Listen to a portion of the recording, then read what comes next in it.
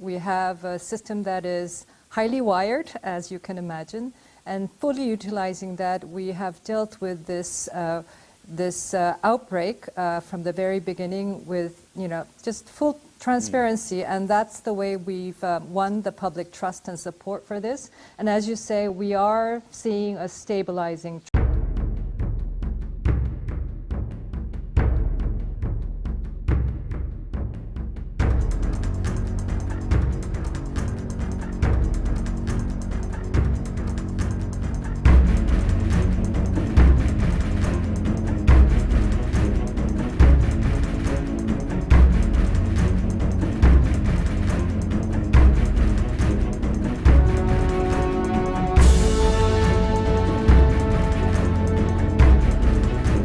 But first, let's turn to South Korea in the number of cases, because they have seen a slowdown and may just be over the worst. How have they done it? I'm joined live Seoul by South Korea's Foreign Minister, Kang Kyung-hwa. Foreign Minister, thanks for joining us. Yes, thank you for having me, Mr. Marr. Thank you. You have adopted a particular strategy. Just explain to us the basis of your strategy. Yes. Well, the basic principle is openness, transparency, and fully keeping the public informed. And I think this is paying off. We have a very good healthcare system to begin with. We have a system that is highly wired, as you can imagine, and fully utilizing that, we have dealt with this outbreak from the very beginning with, just full transparency, and that's the way we've won the public trust and support for this. And as you say, we are seeing a stabilizing trend. For 3 days in a row, the number of newly confirmed positive cases is smaller than the number of those fully cured and released. You're testing, I think, 20,000 people a day, Yes. which is far more than any other country of your size. How have you managed to achieve this, and why is testing central to what you're doing? Well, first of all, testing is central because that leads to early detection. It minimizes further spread, and it quickly treats those found with the virus. And I think that's the key behind our very low fatality rate as well.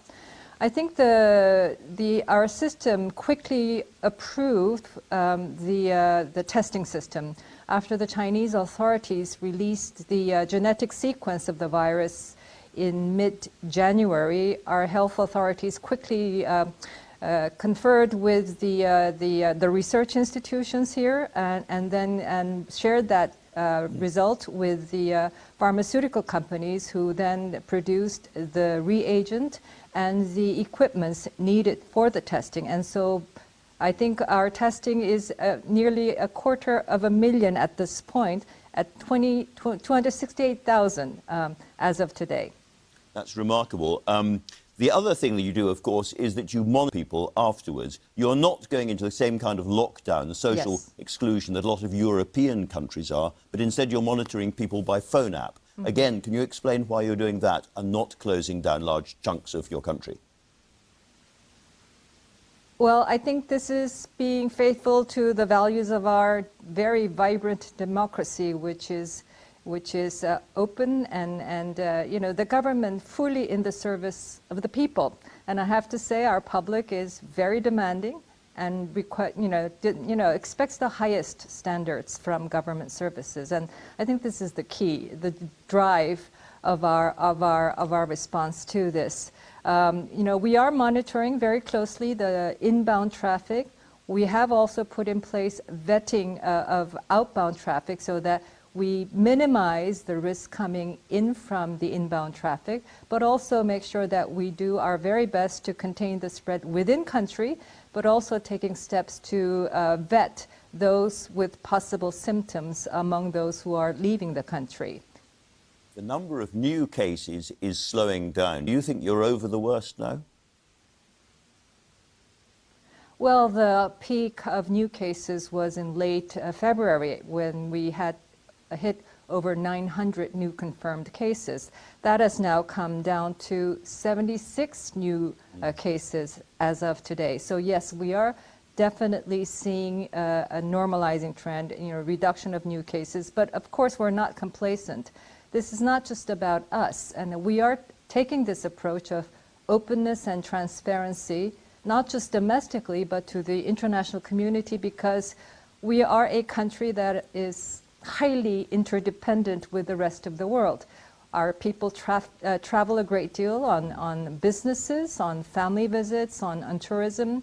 Our economy depends on this interdependency with the outside world, so we want to keep the doors open with the other countries. And so as this disease spreads to many more countries, we are watching very closely, and we are committed to maintaining our open approach. It may not be applicable in other countries with less IT infrastructure and other values, but I think in the end we have to acknowledge that this is not going to be the last time a novel pathogen becomes a global health threat. So we hope that our experience and our approach and model informs other countries dealing with this COVID-19, but also leading to greater international collaboration for better preparedness when this comes around the next time. As it will, in your view. This is not the end of, even if you get through this, it's not the end of the episode, it's the beginning of a new way of living, almost. Yes.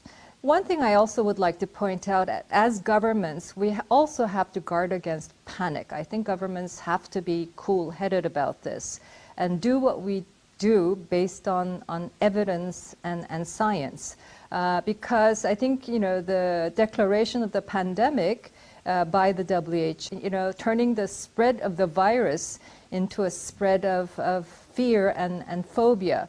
I can't tell you how many incidents I get reports of Asians, not just Koreans, but being verbally abused, even physically attacked in other countries. And this, governments have to take responsibility to stop this kind of incident, because that is not helpful to generating the spirit of collaboration that we absolutely need to overcome this challenge together globally.